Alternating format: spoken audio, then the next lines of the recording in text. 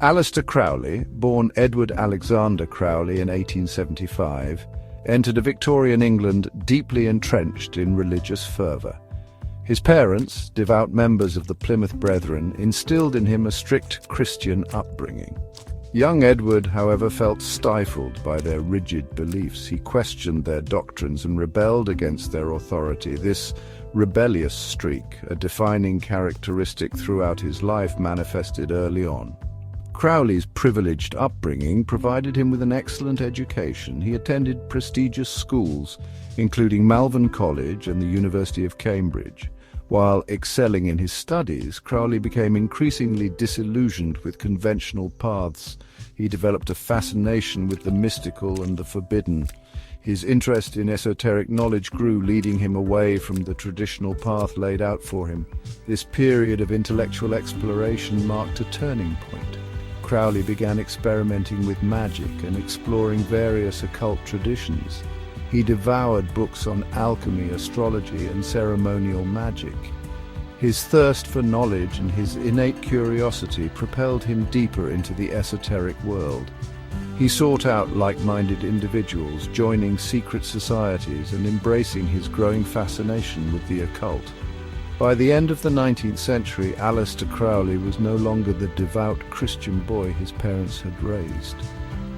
He had embraced the esoteric, adopted the name Aleister Crowley, and embarked on a path that would lead him to become one of the most controversial figures of the 20th century. His journey into the heart of Western esotericism was just beginning. Drawn to the allure of hidden knowledge, Crowley sought initiation into the Hermetic Order of the Golden Dawn in 1898. This prestigious magical order, steeped in ceremonial magic and esoteric teachings, provided fertile ground for Crowley's burgeoning occult interests. He quickly ascended the ranks, impressing some members with his intellect and dedication. However, Crowley's abrasive personality and unorthodox views created friction within the order. His disdain for authority and his willingness to challenge established practices led to conflict with senior members. These clashes ultimately culminated in a bitter feud with Arthur Edward Waite, a prominent figure in the Golden Dawn. This rift marked a turning point in Crowley's relationship with the order. Undeterred by the schism, Crowley continued his occult pursuits. He traveled extensively, immersing himself in various mystical traditions. He journeyed to Mexico, where he studied ceremonial magic, and to India, where he delved into yoga and Eastern philosophy. Each experience further broadened his understanding of magic and mysticism. Crowley's travels culminated in a pivotal moment in 1904. While in Egypt, he claimed to have received a communication from a supernatural entity known as Aiwas. This encounter, Crowley asserted, resulted in the dictation of the Book of the Law, the central text of his new religion, Thelema. This event solidified Crowley's break from traditional occult organizations and set him on a new path as the prophet of a new age. The Book of the Law, according to Crowley, heralded the dawn of a new eon governed by the law of Thelema. This law, succinctly expressed in the phrase, "Do what thou wilt shall be the whole of the law," became the central tenet of Crowley's philosophy.